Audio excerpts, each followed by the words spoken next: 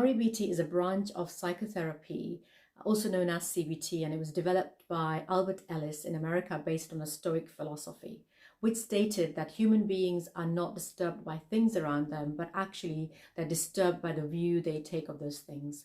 This may resonate with you. Now, the problem with that disturbed view is that if we continue to think and feel in a certain way in short term, then in long term, these thoughts and feelings may turn into a demand belief about ourselves. For example, I must do well, I mustn't fail. About others, for example, they must understand me, they must approve of me. And about life, life must be easy, life must be comfortable.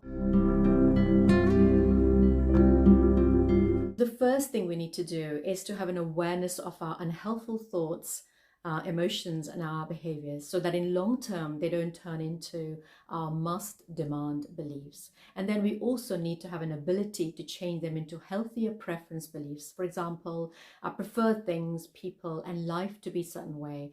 And so these are healthier preference beliefs. These kind of thinking is actually more rational, more practical and more flexible for our well-being. Because when our must beliefs are not met, our demands are not met, we get really disturbed and we feel those intense emotions such as anxiety, sadness, anger, jealousy, even feel depressed. And this belief also influences our actions, future actions and our attitudes and make us feel stuck in life.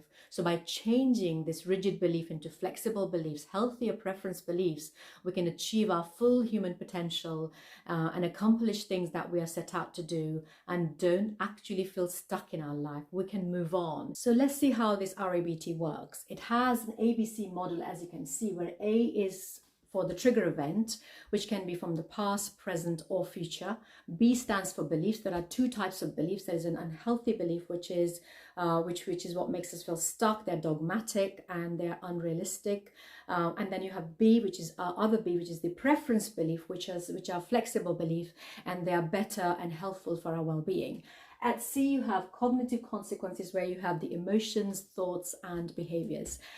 D is for disputation, which is where we challenge the thought, and E is for exposure to discomfort. So that's how the model works. Now let's look at a client who has just started a new job. She is working for an organization. She's very excited about her new job, but when she goes into a meeting, she feels very, very anxious because she thinks that she doesn't know all the facts about her job. So as you can see, is that we call it A to C kind of thinking. So the A is the trigger event where she's going for a meeting, and then C would be she's anticipating that she's not going to know everything about the job, and as a result of that she's feeling anxious and doesn't feel good enough.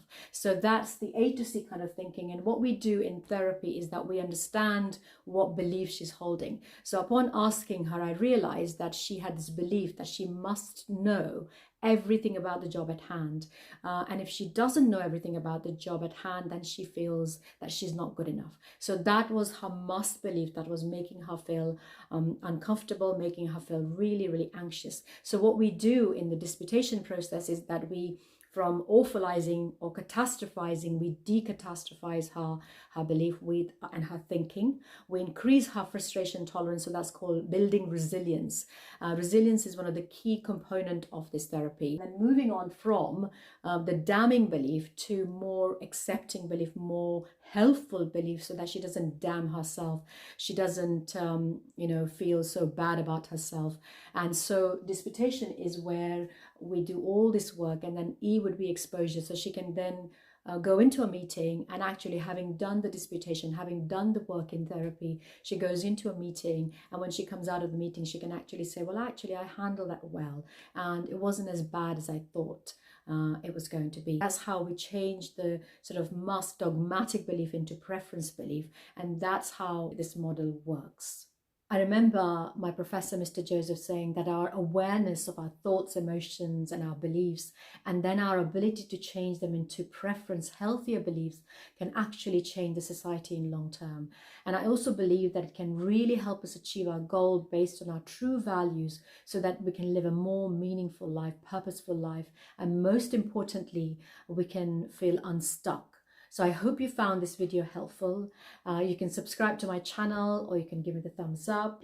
Thank you for watching.